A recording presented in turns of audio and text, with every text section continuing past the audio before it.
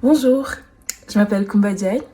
Je fais partie de la promotion 2017 de l'IMES et aujourd'hui je vais vous présenter mon parcours.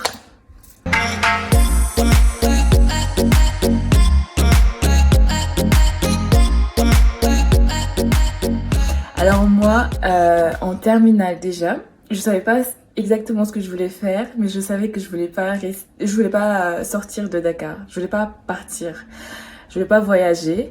Donc avec mon père, on a commencé un peu à chercher les différentes options qui se proposaient à moi pour que je puisse rester au moins 2 ou 3 ans à Dakar. Alors c'est là où on a connu les prépas de Sacré-Cœur et Marist. Donc j'avais fait les tests avant même d'avoir le bac et une fois le bac obtenu, j'ai choisi d'aller vers la prépa de Marist et là où j'ai fait mes 2 années de prépa en option MP pour le coup. Moi je savais que je voulais faire du génie électrique. Donc parmi ma liste de choix, j'avais des écoles publiques en France et j'ai été prise par Polytech Clermont-Ferrand, qui est une école d'ingénieur. Et c'est là où j'ai poursuivi mes études d'ingénieur en génie électrique. Alors au cours de ces 3 ans à Polytech Clermont-Ferrand, j'ai eu à faire 3 stages. Le premier stage, c'était en première année. C'était un stage de découverte d'entreprise, stage que j'ai fait au Sénégal, qui a duré un mois et demi. Ensuite, le deuxième stage, c'était un stage à l'étranger que j'ai fait au Danemark et que j'ai fait au sein d'une université. C'était plus un stage de recherche en labo cette fois-ci.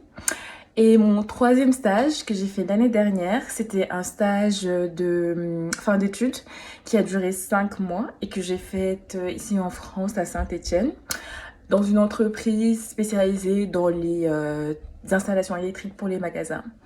Donc moi, mon rôle durant ce stage, ça a été de faire des études en amont des installations et un suivi de projet et d'exécution des travaux. À la suite de ce stage, j'ai été recrutée par l'entreprise et j'y suis toujours jusqu'à présent. Alors les 2 années de prépa ont certes été 2 années très difficiles et le rythme était soutenu et fallait vraiment tout faire pour pas lâcher prise. Mais humainement parlant, ça a été une expérience très très enrichissante.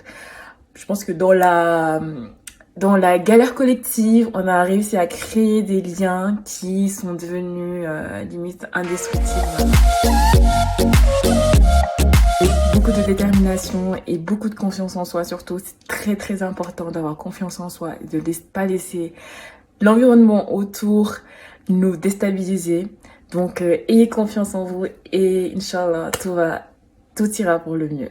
Prenez soin de vous. Bye.